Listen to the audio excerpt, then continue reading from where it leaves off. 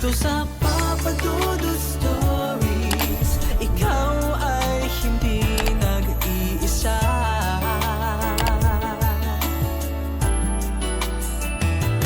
Dito sa Papa Dudut Stories, may nagmamahal sa'yo.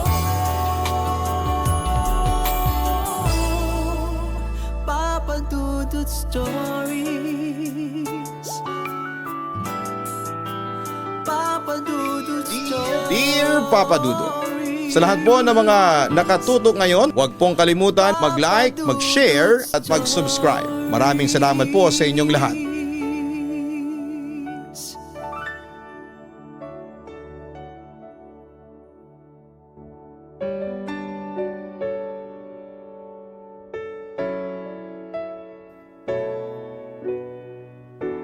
Dear Papa Dudut, may mga lugar tayong pinupuntahan na akala po natin ay siyang magdadala sa atin ng kapayapaan, ng kalooban at kaisipan. Pero paano kung ang lugar na iyo palang napuntahan ay may lihim ng magiging dala? Sa iyo ay isang karanasan na hindi mo makakalimutan. Dear Papa Dudut, hello po, itago nyo na lamang po ako sa pangalang Edric. Nagtatrabaho sa Maynila bilang isang auditor sa isang pribadong kumpanya. Tuwing break time namin sa opisina, may mga katrabaho akong madalas na nakikinig sa iyong programa. Noong unay, mga love stories lamang ang kanilang tinututukan. Ngunit nang ma-discover nila na may mga horror stories din pala kayo, ay naengganyo pa rin talaga silang makinig dito. Ako po yung tipo ng tao na matatakotin talaga, kaya naman hanggat maaari ay iwas ako sa ganitong mga kwento. Makaka-relate naman siguro sa akin ng ibang mga listeners ninyo kung sasabihin ko na kapag nakikinig o nanonood ako ng mga nakakatakot na mga bagay, madalas ay tumatatak ito sa aking isipan at hanggang panaginip ay nakikita ko pa ito. Marahil ay maraming magtataka sa inyo kung bakit naririto ako at sumulat ng liham kung hindi naman pala ako mahilig sa mga horror stories. Well, to answer your questions, isa din kasi ako sa mga nakaranas ng ilan sa narinig kong kwento dito. Actually, very recent lang siya nangyari sa akin. Ito'y noong mayaya ako ng aking mga katropa na magbakasyon sa isang probinsya. Kami po kasing magbabarkada ay mahilig talaga sa pagna-nature tripping. Pampakalma ba sa magulong mundo ng lungsod. Nandyan na yung hiking at kung suswertihin pa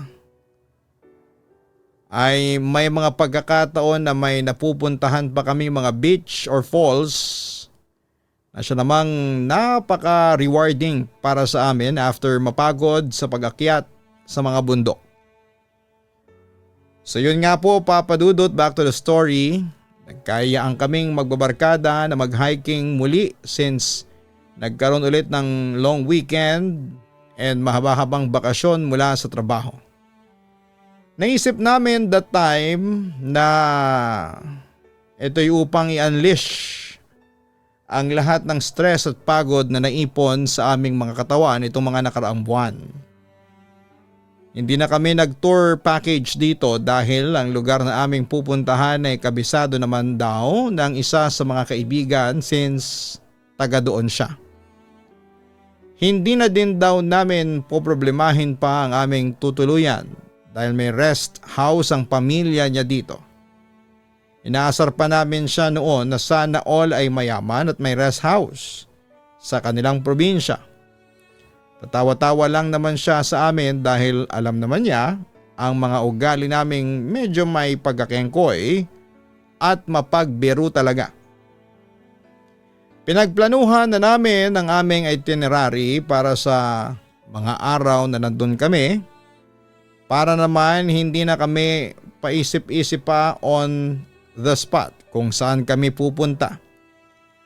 Nang ma-finalize na namin ang lahat ng aming gagawin, ay nagpasya kami na magkita-kita na lamang sa isang lugar.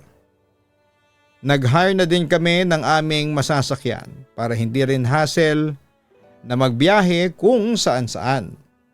Lalo na at alam naman natin na may mga lugar na medyo hirap pa talaga pagdating sa pagkukommute. Dumating ang araw na pinakahihintay namin. Medyo napaaga ako sa meeting place namin kaya naman nag-relax muna ako. Ilang saglit lang din naman ay isa-isa nang nagdatingan ang aking mga tropa. Si Mikael, hindi niya tunay na pangalan ang siyang naging designated driver namin. Dahil lugar din naman nila ang aming pupuntahan. Mas alam niya ang daan dito kesa naman gumamit pa kami ng Waze o Google Map. Habang nasa biyahe ay kanya-kanya kaming kwentuhan kung ano ang aming maaaring asahan sa lugar na yon. Siyempre dahil mga nasa mid-20s kaming magkakaibigan, hindi mawala-wala sa usapan ang mga chicks na pwede naming makilala doon. Ako naman ay hindi masyadong palaasa sa ganung bagay. Hindi naman po dahil pangit ako. May itsura din naman ako at masasabing fit kaya hindi din naman mahirap sa akin na makahanap ng maaring maging chicks. Pero may rule lang kasi ako na gusto ko pang long term ang relasyon na makukuha ko at ayoko ng fling-fling lang. Nasa ganun akong pag-iisip nang bigla akong tanungin ng mga kasamahan ko kung ano daw ba ang tipo ko sa isang babae dahil pansin nga nila na parang hindi naman ako interesado sa mga pinagkukwentuhan nila. Hindi ko na lang sila sinagot at nagpasya na lamang na magtulog-tulugan. Ayoko din kasing pinag-uusapan ang ganon dahil posibleng kung kani-kanino nila ako ireto. Hindi naman na nila ako kinulit pa at bumalik na lamang sa kanilang mga ginagawa. Nakikinig lamang ako sa kanila hanggang sa tuluyan na nga talaga akong makatulog. Nagising lamang ako nang mag-stop over kami sa isang resto para mananghalian. Medyo mga ilang oras pa din kasi ang aming babaybayin sa kalsada bago makarating sa aming patutunguhan. Matapos naman naming kumain ay agad din kaming bumalik sa aming biyahe upang hindi na kami abutan pa ng dilim sa daan. Mga bandang 8:00 na din ata kami ng gabi nakarating sa aming destinasyon. Malugod naman kaming tinanggap ng pamilya ni Mikael. Parang may piyesta pa nga noon sa dami ng nakahandang pagkain doon. Nagpasya kaming magkakaibigan na maagang magpahinga dahil madaling araw pa lamang ay plano na naming umakyat sa bundok. Nagalok pa ang isa sa mga tiyuhin ni Mikael na maging guide namin pero sinabi na lamang ng aming kaibigan na siya na ang bahala sa amin dahil kabisado pa din naman niya ang mga pasikot-sikot doon. Medyo may pag-alalaman ay pumayag na ang tiyuhin ni Mikael. Ngunit ang iniwan nitong bilin sa amin ay medyo nagdala ng kalituhan sa aming mga isipan. Ayon sa kanyang tiyuhin ay iwasan daw naming maligo sa may ilog na makikita namin doon. Maari daw kaming magpahinga dito ngunit wag daw kaming lulusong dahil mapanganib ito. Nagkatingin na naman kaming magkakaibigan dahil parang may something sa sinabi ng tiyuhin ng aming kaibigan. Ngunit naisip din namin na hindi naman siguro ito magsasalita ng ganon ang walang basihan. Kaya naman pinagpalagay namin na posibleng malakas siguro ang agos ng ilog na tinutukoy nito kaya naman pinag-iingat din kami. Bagaman at medyo napaisip ako, sa ganong babala sa amin ay nakatulog din naman agad ako at dala na rin ng pagod. Kinabukasan ay maaga pa lamang ay nagsibangon na kami upang masimulan na ang pag-akyat sa bundok.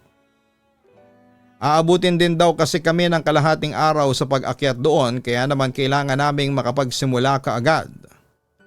Kanya-kanya kaming asikaso at nang matapos ay magalang kaming nagpaalam sa mga kamag-anak ni Mikael. Papasikat pa lamang noon ng araw ay binaybay na namin ito. Hindi naman namin alintana ang pagod at hirap ng trail dahil mas nag-i-enjoy kami sa ganda ng view sa bundok na yon. Ibang iba pati ang simoy ng hangin dito kumpara sa lungsod na aming pinanggalingan. Masaya kaming nagkwekwentuhan habang umakyat kaya naman hindi na rin namin napansin ang oras. Narating namin ang tuktok nito at saktong tanghalian na kaya nagpasya muna kaming mananghalian doon. Bago namin ituloy ang aming pag-e-enjoy sa pagsa-sightseeing doon. At habang kumakain kami, tila doon ko lamang napansin na parang ang tahimik pala sa lugar na yon. Tanging ang mga boses lamang namin ang siyang naririnig ko.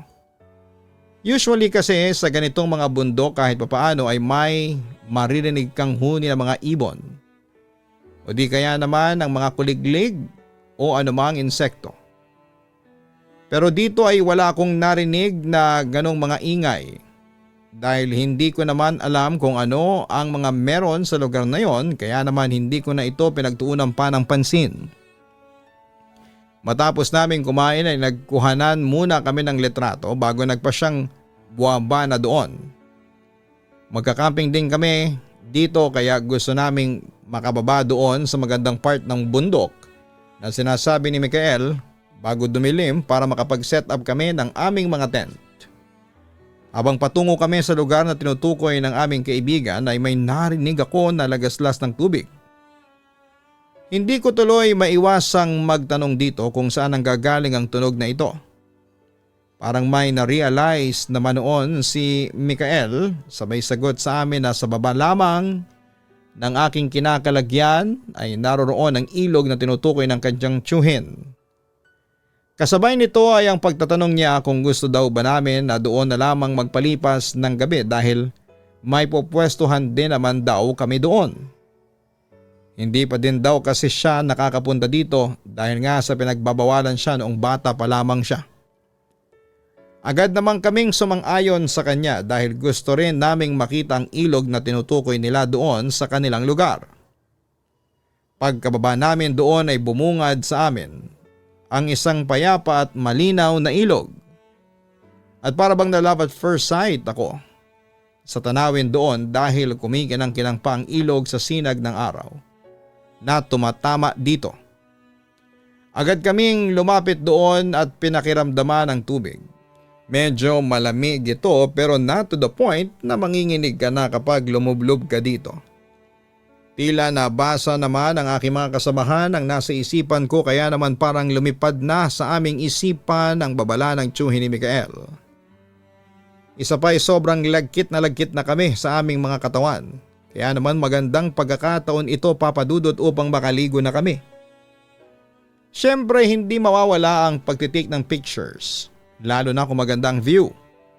Habang kumukuha kami ng litrato ay hindi ko maiwasang makaramdam na para bang may nagmamasid sa amin. Nung una ay sa malayo ito hanggang sa pakiramdam ko ay lumapit ang mga matang nakatingin sa amin. Nilingon ko ang paligid ngunit wala naman akong nakita na kahit na sino. Hindi ko na ito pinansin pa dahil baka naman guni-guni ko lamang ito. Matapos nito ay inayos lamang namin ang mga tent na aming tutulugan. Tapos ay sabay-sabay na kaming lumusong doon. Nakita namin na may mga nagsisilangoyang mga isda dito kaya naman nang huli na din kami nang maaari naming ipang dinner. Nawili ako sa paghabol sa mga isda. Kaya naman hindi ko na napansin na medyo napalayo na pala ako sa aking mga kasamahan. Nang ma-realize ko ito ay hindi ko na sila matanaw. Kaya naman napapakamot sa ulo kong bumalik sa aking pinanggalingan. Naglakad-lakad ako pabalik nang mapansin ko ang isang malaking bato sa gitna ng ilog na yon. Sa ibabaw kasi nito ay may nakaupong isang babae na nakatanaw sa malayo. Parang hindi nito napapansin ang kanyang paligid habang abala ito sa kanyang pagtanaw sa kung anuman ang nakikita niya. Pero nang panahong yon ay hindi nakaligtas sa aking mga mata ang taglay nitong kagandahan. Maamo ang mukha nito at merong straight na buhok kung saan ay banayad itong inuugoy ng hangin. Literal na napatulala talaga ako sa kanya, Papa Dudut. Napakapambihira para sa akin na mabibighani ng isang babae, lalo na kung hindi ko pa naman ito masyadong kilala. Kaya naman parang maging ako ay nanibago sa aking sarili ng mga oras na yon.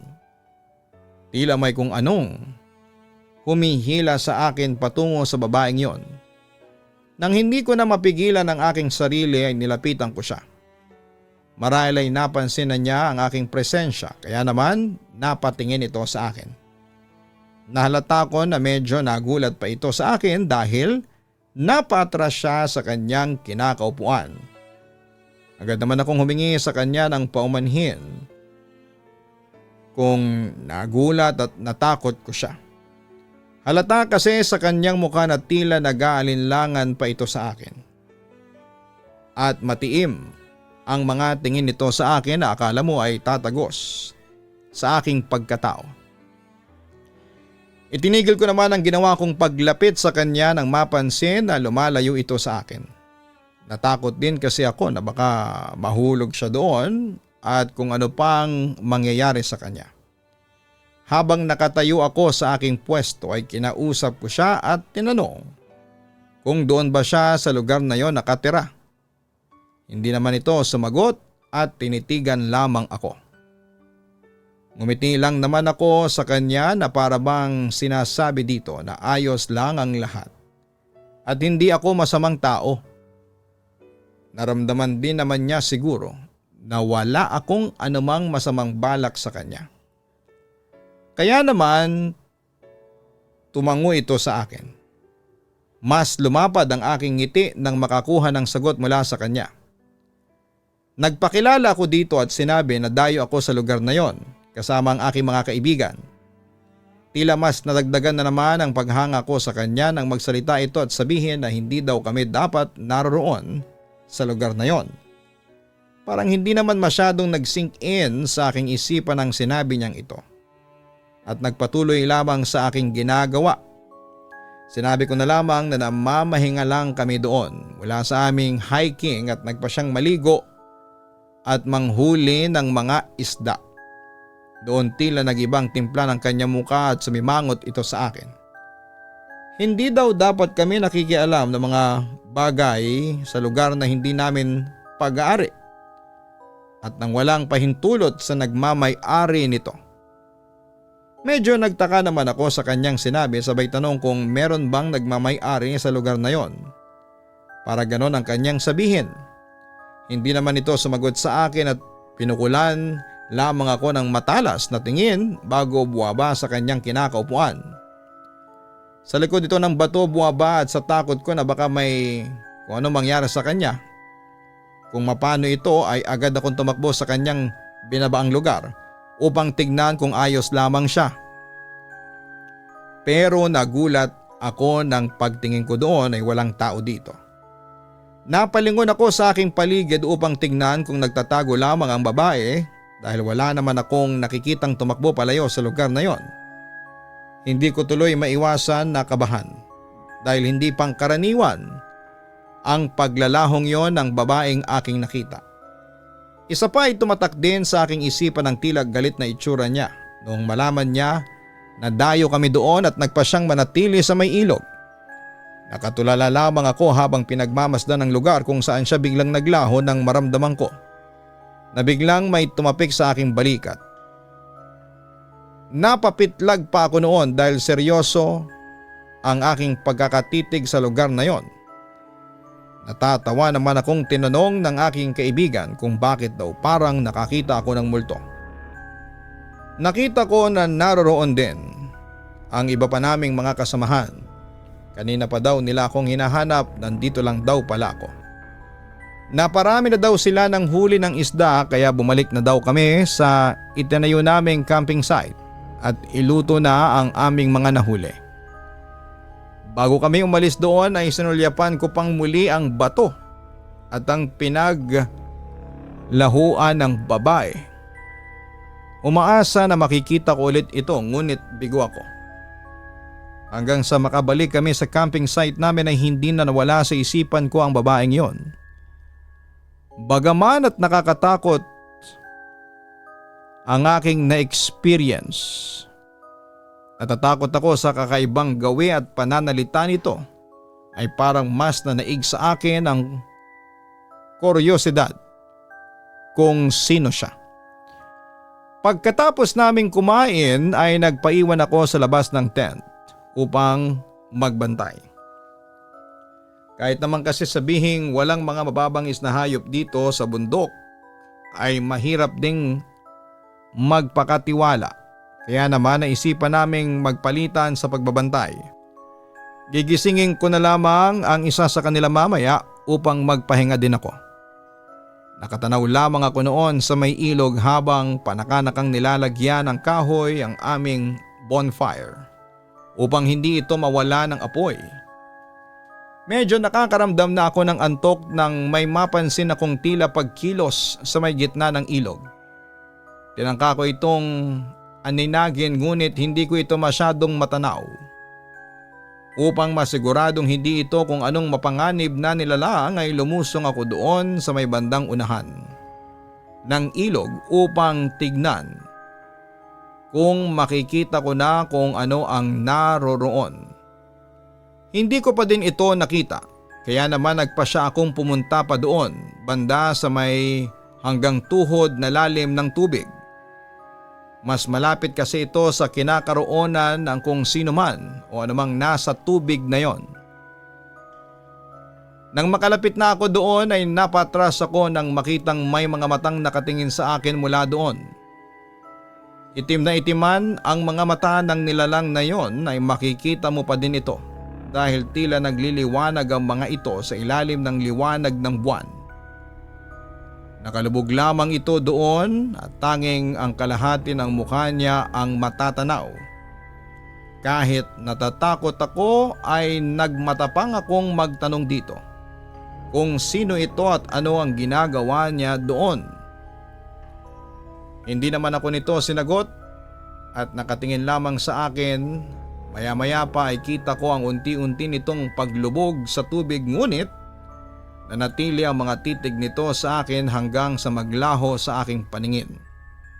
Nang tuluyan na itong makalubog ay nakaramdam ako ng kakaiba kaya naman nagmamadali akong aalis na sana sa aking kinakatayuan. Malapit na sana ako makaahon noon nang bigla na lamang may pumulupot na kung ano sa aking paanan. Dahil hindi ko ito inaasahan ay natumba ako at mabuti na lamang at naitukod ko ang aking mga kamay. Kaya naman hindi tumama ang aking ulo sa mga bato. Nilingon ko kaagad kung ano ang bagay na yon. Namutla ako nang makita ko na kamay ang nakakapit sa aking paa. Hindi kita kung sino ang nagmamay-ari nito. Dahil tanging kamay lamang ang nakalitaw sa tubig. Nagtangka akong magpumiglas ngunit baliwala ito sa higpit ng pagkakahawak nito sa akin. Nakaramdam na talaga ako ng mga panahong yon ng matinding takot kaya naman napasigaw na ako at tinawag ang pangalan ni Mikael dahil ang tent niya ay malapit sa aking kinakaroonan. Saktong pagkasigaw ko ay siya namang paghila sa akin ang kamay patungo sa malalim na bahagi ng tubig. Hindi ko na nagawa pang sumigaw muli ng panahong yon dahil kapag ginawa ko ito ay paniguradong malulunod na ako. Pinipilit ko pa ding makawala sa pagkakahawak ng nilalang na yon na humihila sa akin ngunit kakaiba ang lakas nito. Nilingon ko ang aking paanan dahil palalim ng palalim ang aming tinutungo. Pero mali pala ang desisyon kong ito. Dito ko na din hindi napigilang mapasigaw Dahil sa ilalim ng ilog na yon ay nakita ko ang babaeng nasa batuhan kanina. Ngunit ibang-iba na ang itsura nito. Nawala na ang maamon niyang muka at napalitan ito ng kulubot na balat habang ang mga ngipin nito ay tila naging matutulis na tulad ng sa isang pating. Ang buhok nito ay tila mga ahas na lumalangoy din sa tubig. Itim na itim ang mga mata nito at galit na nakatingin sa akin habang nakangiti na tila tuwang-tuwa sa aking paghihirap. Naramdaman ko na ang unti-unting pagkaubos ng aking hininga. Halos panawa na ako ng ulirat na mga oras na yon nang maramdaman ko ang isang marahas na paghila sa akin paangat ng tubig. Marahil ay hindi ito inaasahan ng nilalang na yon sa ilalim ng ilog kaya naman nabitawan nito ang aking paa. Mabilis akong hinila ng kung sino mang nagligtas sa akin. Pagkaahon namin sa tubig ay maubo-ubo akong napaluhod sa may tabi ng ilog. Naramdaman ko ang pagtapik sa aking likod ng nagligtas sa akin. Nilingon ko naman ito at nakita kong si Mikael na alalang-alala na nakatingin sa akin. Nagtatanong ang mga mata nito. Ngunit hindi naman agad ako nito inusisa sa kung ano ang nangyari dahil nakita nito ang aking kalagayan. Maging ang iba naming kaibigan ay nagising na rin at mabilis na nagpunta sa aming kinakalagyan. Nang medyo nakakabawi na ako ng lakas ay doon na nila ako tinanong kung ano nga bang nangyari sa akin. Ikinuwento ko sa kanila ang lahat simula nang makita ko ang babaeng yon sa may malaking bato. Ang biglang paglalaho nito at ngayon ay ang paglitaw muli niya at ang paghila sa akin sa ilalim ng ilog. Nang matapos kong isalaysay sa kanila ang lahat ay tila hindi makapaniwala ang mga ito sa aking ikinuwento. Mahirap naman kasi itong paniwalaan kung hindi ikaw ang mismong nakaranas nito.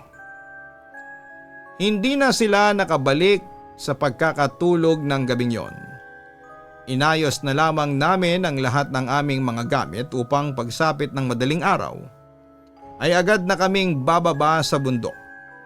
Nakatanaw lamang kaming lahat sa ilog na yon lalo na ako, natatakot na baka muling lumitaw ang babaeng yon at isa na naman sa amin ang kanyang biktimahin. Umupo naman sa tabi ko si Mikael. Nagpasalamat ako sa kanyang pagliligtas sa akin. Ayon sa kanya ay narinig niya ang aking tawag ngunit nang lumabas daw siya sa kanyang tent ay hindi niya ako natanaw. Mabuti na lamang daw at nakita nito ang bumubulang tubig sa gitna ng ilog. Kaya naman nagkaroon siya ng hinala na baka naroroon ako. Kaya naman daw agad-agad akong sinaklolohan ang kaibigan ko. Napatanong naman ako sa kanya kung nakita ba niya ang nilalang na nasa ilalim ng ilog. Marahan lamang itong tumango sa akin. Hindi lamang daw siya makapagsalita kanina dahil hindi niya mapaniwalaan ang kanyang nakita. Tulad ko ay nakita din niya ang tila mahiwagang nilalang na yon. Pagbaba daw namin sa bundok ay itatanong niya agad ito sa kanyang tiyuhin. Magpahinga daw muna ako at sila na ang bahalang magbantay doon. Ngumiti naman ako sa kanya. Nang may pasasalamat bago nagtungo sa aking tent upang magpahinga na. Kahit papaano. Ramdam na ramdam ko ang pagod sa lahat ng mga nangyari sa akin ng araw na yon kaya naman nakatulog din agad ako. Madaling araw na nang maramdaman ko na ginigising nila ako upang makapaghanda na sa pagbaba sa bundok. Pagkatapos kong mag-ayos ng aking sarili ay agad na kaming umalis sa lugar na yon. Hindi ko na binalingan pa ng kahit na huling tingin ang ilog na yon. Sa lahat yata ng aming pinuntahan, itong lugar na ito ang kailanman ay hindi ko na gustong balikan pa. Papadudot tahimik lamang naming binabaybay ang daan pababa doon hanggang sa tuluyan na kaming makabalik sa rest house. Nagtataka naman ang mga kamag-anak ng aking kaibigan kung bakit may mga sugat ako Nagtanong pa nga ang mga ito kung may nangyari bang aksidente sa akin habang nasa bundok kami. Doon kami nagpasyang sabihin sa kanila na nanatili kami sa may ilog at naligo doon. Nagalit naman sila sa amin nang marinig ang aming kwento. Mahigpit naman daw nila kaming binilinan na umiwas at wag manatili doon at wag na wag lulusong. Ayon sa kanila, ilan sa mga kababayan nila doon ang nagkamali na ding lumusong sa ilog na yon. At ilan sa mga ito ay hindi na nakabalik pa ng buhay. Meron daw bantay ang naturang lugar at ayaw ng bantay na ito na may gumagambala sa kanyang teritoryo lalo na at wala pang paalam. Kaya nga simula noon ay iniwasan na ng mga taga roon ang naturang ilog. Binabalaan din daw nila ang lahat ng mga dayo doon na huwag pupunta sa ilog na yon. Ayaw naman daw nilang takutin ang mga ito kaya sinasabi lamang nila na pakaiwasan lamang ito at huwag na huwag lulusong dito. Ngunit sadyang may mga katulad daw naming dayo na matitigas ang ulo. Kaya naman noong una pa man ay nais na ng tiyuhin ni Mikael na samahan kami upang makaiwas na rin sa panganib. Humingi naman kami ng paumanhin sa kanila dahil sa katigasan ng aming mga ulo. Bago kami matulog ng gabing yon ay tinignan namin ang mga litrato na aming kinuhanan habang nasa bundok kami. Pero habang palapit ng palapit sa may bandang ilog ang aming mga kinuhanang litrato ay napansin namin na tila may mga kakaiba sa ilan sa mga ito. Sa mga puno na nakapaligid doon ay napansin namin ang isang babae na tila sinusundan kami hanggang sa makarating kami doon sa ilog. Kitang-kita ito na nakatayo doon sa may malapit na puno sa amin at tila binabantayan ang aming mga kilos.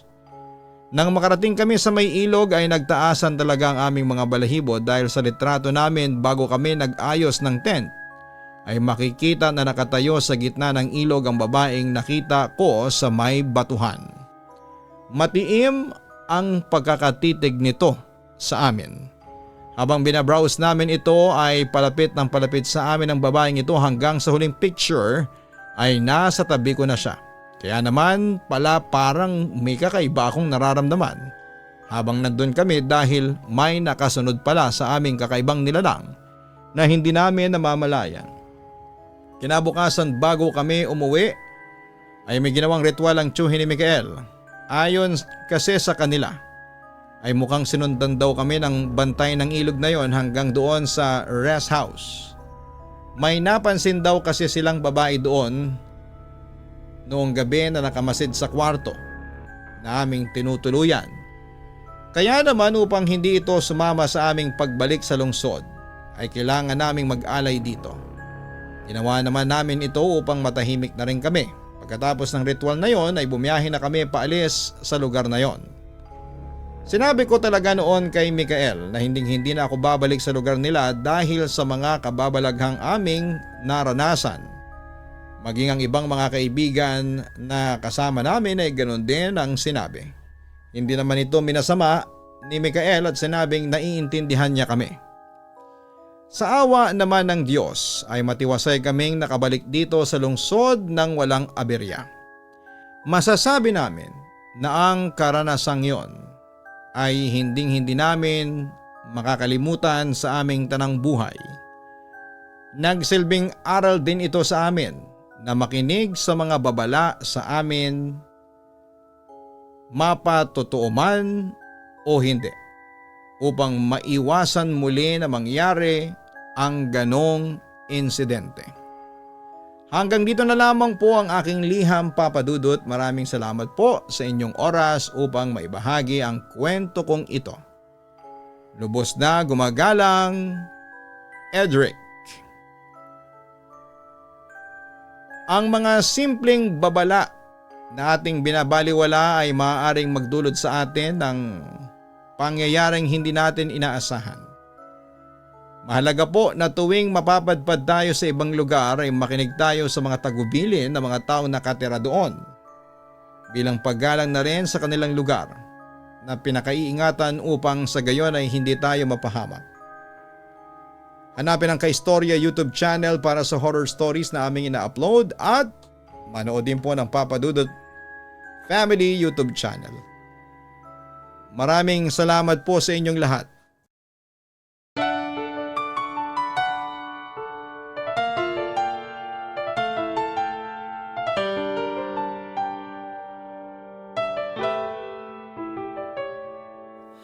Ang buhay ay mahiwaga,